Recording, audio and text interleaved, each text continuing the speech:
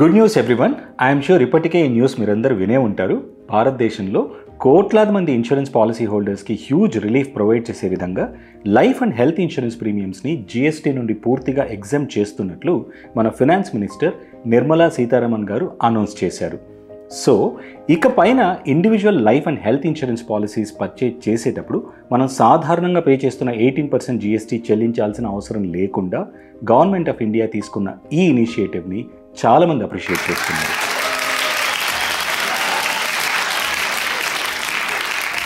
మీకు గుర్తుండే ఉంటుంది, ఈ డిమాండ్ ఇప్పటిది కాదు. For quite some time people have been asking for this and especially last 1 yearలో అయితే డిఫరెంట్ ఫోరమ్స్లో దీన్ని ఫైనాన్స్ మినిస్ట్రీ అండ్ జిఎస్టీ కౌన్సిల్కి రిప్రజెంట్ చేయడం జరిగింది. ఇవాళ రోజున life and health insurance policies have become basic necessities. So వీటిపైన జీఎస్టీ అండ్ అది కూడా 18% అనే ఫీలింగ్ ఏదో ఒక టైంలో ఇన్సూరెన్స్ పేమెంట్ చేస్తున్న ప్రతి ఒక్కరికి ఖచ్చితంగా వచ్చే ఉంటుంది. కరెక్టే కదా? సో ఫైనలీ ఈ న్యూస్ విన్నాక అందరూ ఏమనుకుంటున్నారో తెలుసా? దేవుడున్నారా? సో ఆఫ్టర్ దిస్ అనౌన్స్మెంట్ చాలామంది policy holders, friends, even colleagues insurance point of వ్యూలో ఈ జీఎస్టీ కొత్త చేంజెస్ గురించి క్వశ్చన్స్ అడగడం స్టార్ట్ చేశారు. అండ్ ఇప్పటికీ డైలీ బేసిస్లో మాకు ఈ ఎంక్వైరీస్ వస్తూనే ఉన్నాయి. సో మేము రిసీవ్ చేసుకున్న మోస్ట్ ఫ్రీక్వెంట్ క్వశ్చన్స్ ఆన్సర్ చేసేందుకు వీలుండేలా ఒక సింపుల్ క్వశ్చన్ అండ్ ఆన్సర్స్ ఫార్మాట్లో ఈ వీడియోతో మేము ముందుకు వచ్చాను. Let's begin this by taking them one by one. First question is, when will the changes in GST rates come into force? Well, it's from 22nd September 2025. So, starting from this date, individual health and life insurance premiums paina nil GST ante ఎటువంటి GST లేకుండా policies అందుబాటులోకి వస్తాయి. Next question, ఇది కేవలం fresh పాలసీస్కి మాత్రమే వర్తిస్తుందా లేక రెన్యువల్స్లో కూడా ఈ బెనిఫిట్ పొందొచ్చా? న్యూ పాలసీస్ అండ్ రెన్యువల్స్ రెండింటిపైన ఇన్సూరెన్స్ కంపెనీస్ జీఎస్టీ కంప్లీట్గా రిమూవ్ చేశారు. అయితే ఒకవేళ మీరు 22nd సెప్టెంబర్ లోపే కొత్త పాలసీ పర్చేజ్ చేసి ఇన్సెప్షన్ డేట్ ఇమీడియట్గా స్టార్ట్ చేసినా లేక existing policy which has its renewal date before 22nd September coverage period modify చేయకుండా వెంటనే రెన్యూ చేసిన ప్రీవియస్ జీఎస్టీ రేట్ అంటే 18% యాడ్ చేసి పే చేయవలసి ఉంటుంది. నెక్స్ట్ క్వశ్చన్, 22nd సెప్టెంబర్ లోపే పేమెంట్ చేసి కూడా నిల్ జీఎస్టీ బెనిఫిట్ పొందే అవకాశం ఉంటుందా? ఎస్, చాలా ఇన్సూరెన్స్ కంపెనీస్ లాస్ట్ ఫ్యూ డేస్లో అడ్వాన్స్గానే నిల్ జీఎస్టీతో పాలసీస్ బుక్ చేసేందుకు వీలుండేలా సిస్టమ్స్లో చేంజెస్ తీసుకొచ్చారు. కానీ అలాంటి పాలసీస్లో రిస్క్ స్టార్ట్ డేట్ అంటే ఇన్సూరెన్స్ కవరేజ్ 22nd సెప్టెంబర్ నుండి మాత్రమే బిగిన్ అవుతుంది. సో మీరు ఒకవేళ న్యూ పాలసీ కొంటున్నట్లయితే ఇన్సూరెన్స్ కంపెనీ అప్లికేషన్ ప్రాసెసింగ్ స్టేజ్లోనే మిమ్మల్ని కవరేజ్ వెంటనే కావాలా ఆర్ 22nd నుండి బిగిన్ చేయాలా అని అడిగి మీ చాయిస్కి తగినట్టు జీఎస్టీ డిసైడ్ చేస్తారు. సిమిలర్లీ పోర్టబిలిటీ కేసెస్లో కూడా రిస్క్ స్టార్ట్ డేట్ ఆధారంగా జీఎస్టీ 18% ఆర్ నిల్ జీఎస్టీ అనేది డిపెండ్ అవుతుంది. నెక్స్ట్, జీఎస్టీ రిమూవ్ చేస్తున్నారనే విషయం తెలియక సెప్టెంబర్ 30th రెన్యువల్ ఉన్న పాలసీ ఆల్రెడీ రెన్యూ చేశాను, మరి ఇన్సూరెన్స్ కంపెనీ నాకు జీఎస్టీ రీఫండ్ చేస్తుందా? అన్ఫార్చునేట్లీ ఆల్రెడీ పేమెంట్ చేసిన కేసెస్లో ఇన్వాయిస్ డేట్ అంటే మీరు పేమెంట్ చేసిన డేట్ని మాత్రమే జీఎస్టీ రూల్స్ ప్రకారం కన్సిడర్ చేస్తారు. అండ్ ఇలాంటి కేసెస్లో మీకు జీఎస్టీ రీఫండ్ అయ్యే అవకాశం లేదు. హవెవర్ నెక్స్ట్ ఇయర్ నుండి మీ పాలసీకి కూడా నిల్ జీఎస్టీ అంటే 0% జీఎస్టీ అందుబాటులోకి వస్తుంది. Next, 18% GST savings is a big number.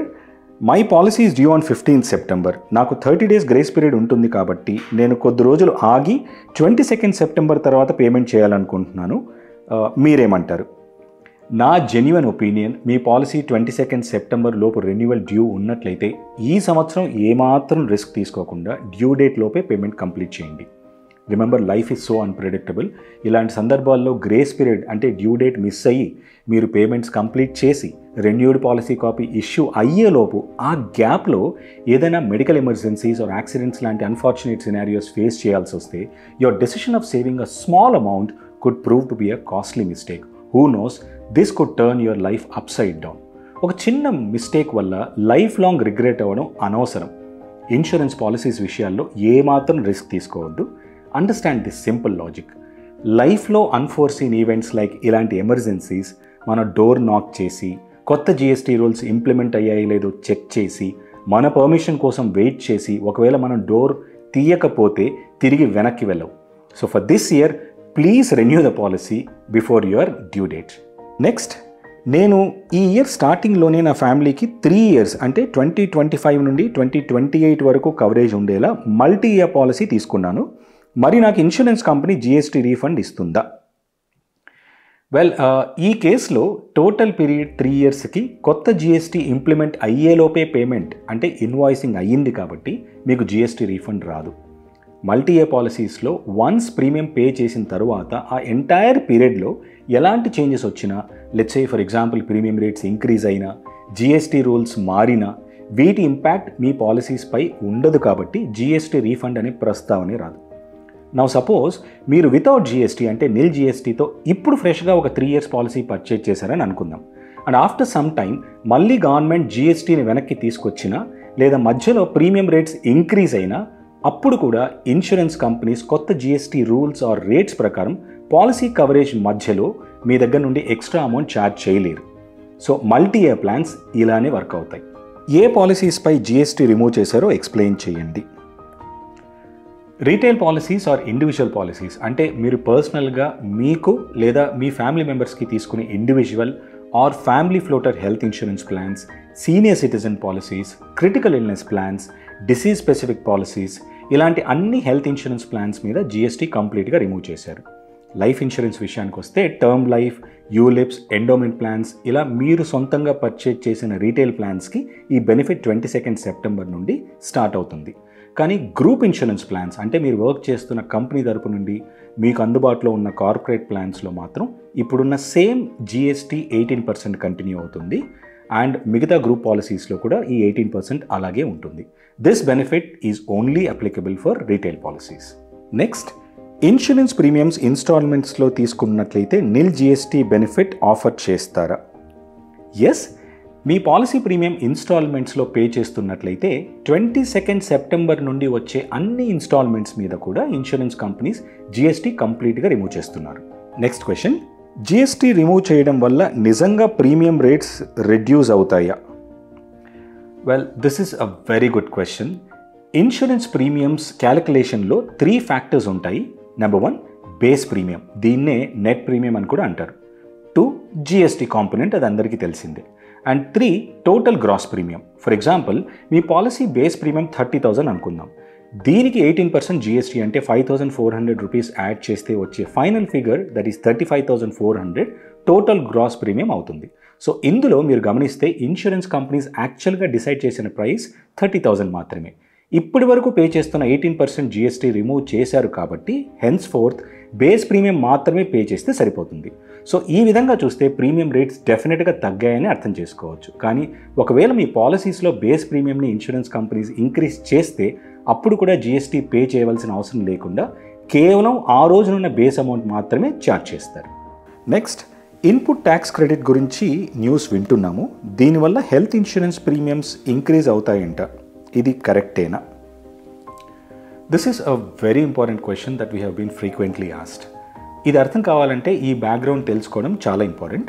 ఇప్పటి వరకు ఇన్సూరెన్స్ కంపెనీస్ బిజినెస్ రన్ అవ్వడానికి అవసరమయ్యే సర్వీసెస్ లైక్ డిస్ట్రిబ్యూషన్ కాస్ట్ కావచ్చు, operational expenses, let's say call centers or hospital network and claims management ఇలాంటి సర్వీసెస్ పైన అండ్ రీఇన్సూరెన్స్కి కూడా జిఎస్టీ గవర్నమెంట్కి పే చేసేవాళ్ళు. ఇంతకు మునుపు ఇన్సూరెన్స్ ప్రీమియమ్స్ పైన 18% జిఎస్టీ ఉండేది కాబట్టి గవర్నమెంట్ నుండి ఇన్పుట్ ట్యాక్స్ క్రెడిట్ క్లెయిమ్ చేసేవారు. దీనివల్ల కొంతమేరకు insurance companies expenses and tax burden reduce అయ్యే అవకాశం ఉండేది. కానీ ఇప్పుడు ఇన్సూరెన్స్ ప్రీమియమ్స్ పైన జిఎస్టీ రిమూవ్ చేశారు కాబట్టి input tax credit benefit insurance companies miss అవుతాయి. And as a result business expenses పెరగడం వల్ల insurance companies profitability and portfolios పైన లాంగ్ టర్మ్లో ఇంపాక్ట్ ఉండే అవకాశం ఉంది. కాబట్టి maybe in the near future base premiums increase అయ్యే ఛాన్సెస్ ఉన్నాయి. అయితే ఇందులో రీఇన్సూరెన్స్ పైన ఇన్సూరెన్స్ కంపెనీస్కి జిఎస్టీ ఎగ్జామ్షన్ అనౌన్స్ చేశారు and that's a small relaxation for the insurance companies. అయినా కూడా other expenses like distribution costs and operational expenses మీద input tax credit insurance companies miss అవుతాయి కాబట్టి దీన్ని ఇన్సూరెన్స్ కంపెనీస్ ఎలా అబ్జార్బ్ చేసుకుంటారో అండ్ గవర్నమెంట్ ఇంకేదైనా అరేంజ్మెంట్స్ చేస్తారా అనే విషయంపై మరికొన్ని రోజుల్లో క్లారిటీ వచ్చే అవకాశం ఉంది. So these were the top 10 questions we have received over the last few days. I am sure GST మీద మీకు ఇంకా కొన్ని సందేహాలు ఉండొచ్చు. కామెంట్ బాక్స్లో అలాంటి అన్ని క్వశ్చన్స్ అడగండి, నేను వాటికి ఎక్స్ప్లెనేషన్ ఇవ్వడానికి ట్రై చేస్తాను. వీడియో నచ్చితే మీ అభిప్రాయం కామెంట్స్ రూపంలో టెక్స్ట్ చేయండి. వీడియో లైక్ చేసి షేర్ చేయండి. In case you are new to our channel please subscribe to our channel and we promise ఇలాంటి ఇన్ఫర్మేటివ్ అప్డేట్స్తో ఫ్రీక్వెంట్గా మీ ముందుకు వచ్చే ప్రయత్నం చేస్తాను. Thank you all for watching this video. See you soon with another interesting topic. Until then, take care. Signing off, me, Satish.